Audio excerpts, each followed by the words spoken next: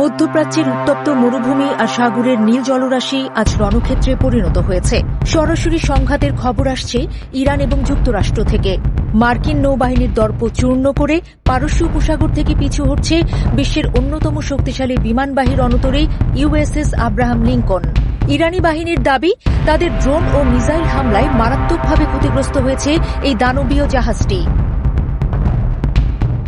দিনের শুরুতেই খবর আসে, লোহিত সাগর ও ওমান সাগরের সংযোগস্থলে অবস্থানরত মার্কিন রণতরী ইউএসএস আব্রাহাম লিঙ্কনের দিকে ধেয়ে আসে এক ঝাঁক ইরানি ড্রোন এবং বিধ্বংসী ব্যালিস্টিক মিসাইল।